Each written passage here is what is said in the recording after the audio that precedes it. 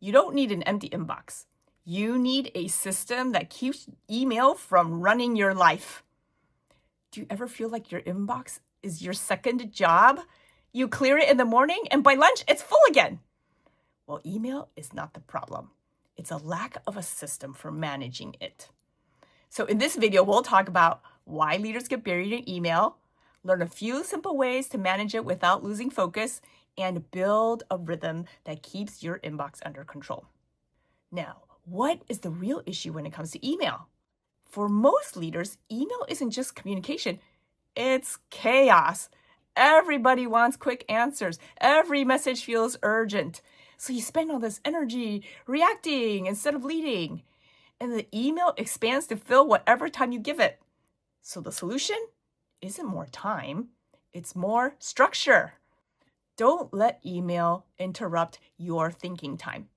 Set 2 or 3 windows for reading and responding to emails. And outside those times, close your email. Turn off your notifications. If something's truly urgent, people will find another way to reach you. You can even be proactive and let them know how to do that, whether it's texting or a team chat, team channel. Let them know how you will address urgent issues. Every email you open should go into one of 4 buckets. So first, there's the quick ones, and there's 3 of them here. So the first one is throw, which is the easiest. It means I don't need it. I'm just going to toss it.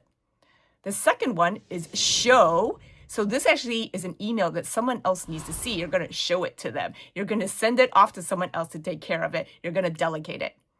The third one is stow. Maybe you don't need it right now, but the information may be useful, so archive it, store it, stow it away. The fourth one is the more challenging one, and that is go. These are the harder ones because it takes some thinking. So the temptation might be, oh, I'll just come back to that later.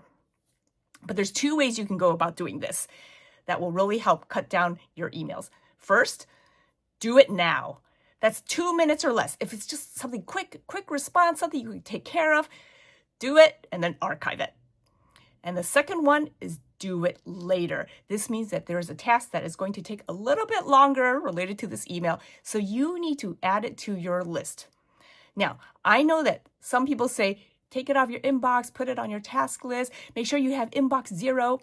But philosophically, I believe that our systems should support the way that we're wired, not the other way around. And I don't think inbox 0 works for everybody. There are people like me who actually need the visual clutter of the things that need to be done so that I can plow through those things and get them finished. Having messages in my inbox gives me that sense of urgency. So the options to consider comes down to, do you prefer an empty inbox? You don't like clutter, it really slows you down, it frustrates you, it stresses you? Or does keeping messages in your inbox actually help you stay motivated to get things done? If you're an inbox 0 person, ideally move it to a task list or folder where you go to process everything that needs to be done. That way you have a very beautiful, empty, uncluttered inbox.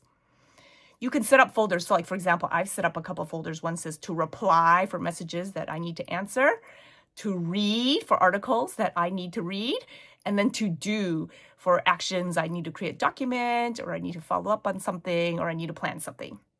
For visually motivated folks who are motivated by having messages in their inbox, flag what you need to do, go through all your flagged items, and once you finish it, archive that task so it's no longer in your inbox.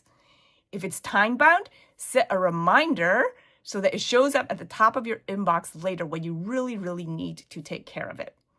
Now, what not to do? Do not finish a task and leave it in your inbox.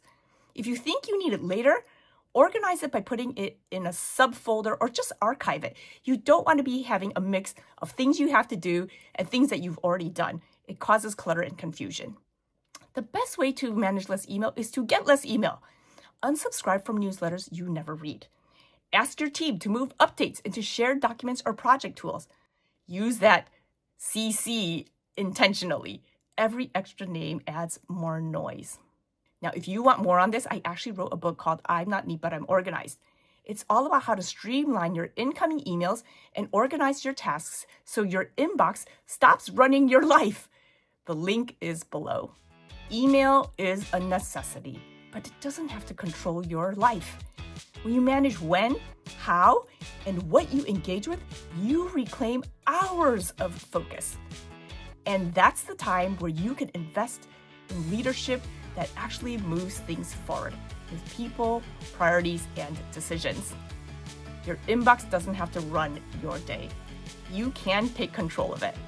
And that's how you become a more effective and productive leader. Subscribe for more systems that help you lead with clarity and productivity.